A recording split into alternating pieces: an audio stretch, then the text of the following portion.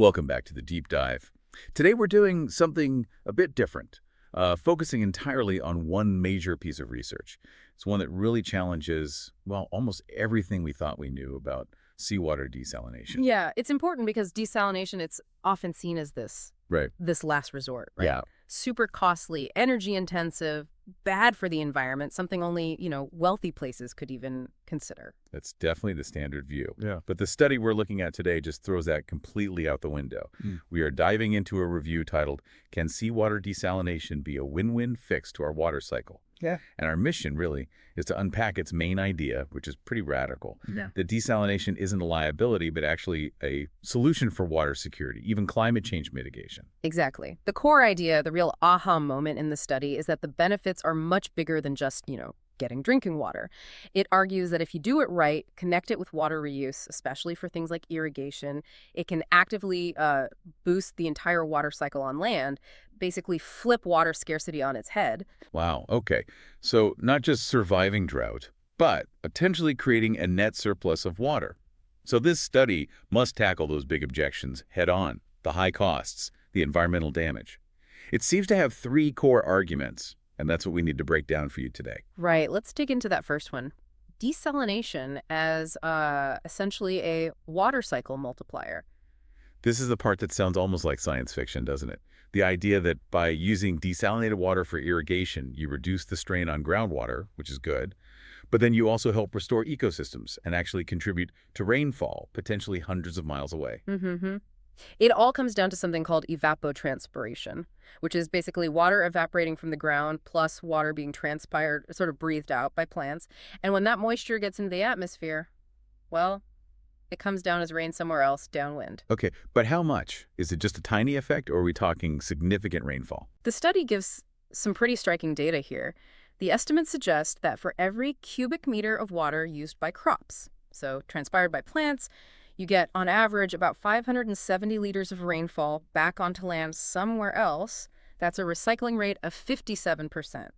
So if you add new water via desalination and reuse it for crops or forests, you're putting new moisture into that cycle. Hang on, I need to push back a bit here. Yeah. If you put desal water on a field and 57% evaporates, doesn't that just make the immediate area drier? Isn't that a risk for the crops right there? That's the key point. It doesn't make the area drier because this desalinated water is extra. It's supplementary. It's not like you're taking local water that was already there. You're adding new water, which then evaporates. And this triggers what they call the precipitation multiplier effect because that moisture then falls elsewhere. Right, okay, so what's the total effect? You save some groundwater, you add this new evaporated water. What's the number? The total extra rainfall generated? When you factor everything in the water saved from abstraction plus the newly added moisture, the estimate is, you generate somewhere between 800 and 1,300 liters of additional rain for every cubic meter of desalinated water you add to the system via reuse. Okay, let me get this straight. Put a cubic meter of desal water onto farmland, and you could generate like another cubic meter, maybe even more, of rain somewhere else entirely, hundreds, maybe thousands of kilometers away. That completely changes things. It's not just a local fix anymore. It's like transboundary climate help. Absolutely. And they give examples. Think about Central Asia. It gets rainfall from water that evaporated way over in the Eastern Mediterranean and the Gulf.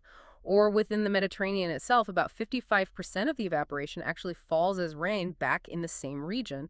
So if you use desalinated water for irrigation in those upland areas, you could actively fight back against climate change, drying things out across huge areas. That's a huge environmental upside.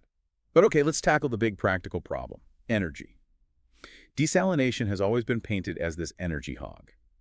How does the study deal with that, with decarbonization and making it affordable? Well, the first bit of good news is that efficiency has improved massively, like really significantly. Over the last few decades, the energy needed has dropped way down.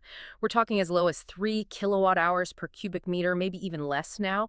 That's real progress. But progress isn't enough if the energy still comes from fossil fuels, right? Yeah, Especially with how much desalination is expected to grow globally. exactly. That's the carbon threat this study flags. Desalination growth is projected to be huge. And if that growth is empowered by renewables, well, the study warns about a potential 180% increase in carbon emissions just from desalination by 2040, which would just completely undermine any environmental benefit. So how do they propose getting to 100% decarbonization, especially when renewables like solar and wind aren't always available? They outline two main ways. First, Plants can run by taking up excess renewable energy from the grid, which is actually great for the grid too because the plant acts like a flexible customer, helping to stabilize things. Or second, they can use their own dedicated renewables, solar panels, wind turbines, often paired with battery storage to keep things running smoothly. Okay, fine. Technically possible, but the cost. I always thought running on renewables, especially with batteries, would make it way too expensive. That's the surprising part. It's becoming much more competitive. The costs for these 100% renewable desalination systems, even with batteries, are typically landing somewhere between, say, 1 and 4.5 euros per cubic meter. But crucially, mostly below 2 euros per cubic meter already. And how does that stack up against the old fossil-fueled way? Well, today's standard fossil-fueled plants cost somewhere between roughly 60 cents and 1.9 zeros per cubic meter. So you see, the 100% clean option is already right there in the same ballpark, sometimes even cheaper depending on the location. And as renewable and battery costs keep falling, well, the balance is clearly shifting towards the sustainable choice. Right. So if energy is becoming solvable, what about the other big environmental issue? The waste. Brine disposal. You hear horror stories about dumping all that salt back in the ocean. The sheer amount sounds like a disaster. And the scale is large, no doubt. Right now, for every cubic meter of fresh water produced, you get about 1.5 cubic meters of this concentrated brine. That's a lot of salty water going back. So, given all the concerns about killing marine life, how can this study claim brine disposal is manageable? That feels optimistic. Well, it comes down to how you manage it. The study argues the negative impacts, which mainly affect things like seagrass right near the outlet, those impacts are localized, and they can be minimized, even controlled, just through smart engineering of the outfall pipe. Things like using high water velocity, careful placement, basically designing it to dilute that brine very quickly right at the source. Is there a real-world example proving this works at scale, without just devastating the local ecosystem? There is. They point to the Tuas Spring plant in Singapore. It's a huge facility. And here's the kicker. The pipe bringing water into the plant is only about 150 meters away from the pipe discharging the brine. The fact that it operates like that, basically sucking in water very close to where the brine comes out, shows that with good design, the salinity impact even at that short distance is negligible. Okay, that is pretty compelling. Smart engineering can handle the direct pollution part. But let's circle back to cost. Why does conventional water often look cheaper than desalinated water? That's where the study says we need to do proper full cost accounting.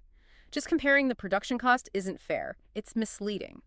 What do you mean? Like it ignores hidden environmental costs of traditional water sources? Exactly. It's like buying a cheap polluting generator versus investing in solar panels. The generator seems cheaper up front. But conventional water costs rarely include the price of the environmental damage, like the cost of fixing a river that's been overdrawn or the permanent loss of groundwater in an aquifer. Society pays those costs later. Whereas a fully decarbonized desalination plant with responsible brine management Has virtually no ongoing environmental cost if it's done right. And there's another thing closing the gap. Desalination costs are falling, but conventional water costs are often rising. Why? Because the easy-to-reach water is gone. Think about pumping groundwater from 300 meters down. That alone takes about 1 kilowatts per cubic meter just for the pumping. Suddenly, the cost difference doesn't look so stark anymore. Okay, a really significant economic shift happening there. Now, finally, what about the thing that often gets hyped as the ultimate solution for diesel economics? Resource recovery.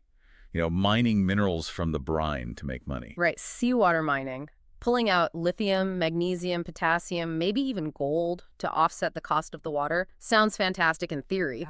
But the study delivers a bit of a harsh reality check here. So what's the verdict? Is it the magic bullet or just hype? For now, it seems to be only of marginal help. It's definitely not a game changer yet. The problem is the concentrations. Most of the valuable stuff is just there in tiny amounts, like lithium. The theoretical maximum revenue you could get is less than 10 euro cents per cubic meter of water. That barely makes a dent in the operating costs. And even for common stuff like salt, if everyone started extracting it? You'd crash the market instantly, yeah. The study calculates that if every diesel plant extracted sea salt, the amount produced would be about 10 times the entire current global demand for salt. So the price would just plummet. Is there any mineral that looks genuinely promising long term? Potassium, maybe? For fertilizers, there's potentially enough potassium in seawater globally to meet demand, but we don't yet have the cost-effective technology to actually separate it out economically. So it's a future possibility, not something helping the bottom line today. And briefly, what about getting energy back from the brine concentration difference? Yeah, methods like PRO, pressure retarded osmosis, and R-red reverse electrodialysis get mentioned. But again, the study suggests they can only recover a small fraction of the energy the plant uses. They're specialized and don't really move the needle much on the overall energy balance. It seems we really need to focus on the core benefits, not chase these side hustles. Which brings us back to the study's main conclusion then. Yeah, and it's a powerful one, basically. Desalination, if it's paired with renewables, if the brine is managed smartly, it can be sustainable, carbon neutral, and affordable. And critically, it provides that net water surplus by feeding the water cycle through reuse, especially for irrigation, while keeping the negative impacts in check. So the big takeaway isn't just desalination is okay now, it's almost the opposite. Like, not using sustainable desalination, particularly for irrigation in dry coastal areas, might actually be the environmentally irresponsible choice because you're missing the chance to add that crucial moisture back into the atmosphere. That integration aspect is absolutely key. This whole win-win scenario depends on desalination being part of a bigger picture integrated water management.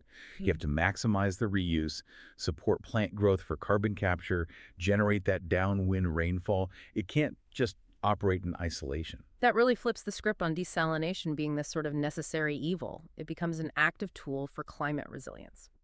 Okay, so here's a final thought for you, building on this research. As this technology gets better, the study strongly advises against a one-size-fits-all approach. Instead, it argues for using a whole toolkit, different types, like thermal, membrane, electrochemical, picking the right one for the specific local conditions the water needs, the type of renewable energy available. That makes sense. The future might be less about one giant standard diesel plant design and more about tailoring the tech really specifically to each location, each need. Precisely. Lots to think about there. Thank you for joining us for this deep dive into, can seawater desalination be a win-win fix to our water cycle? Yeah. We'll catch you next time.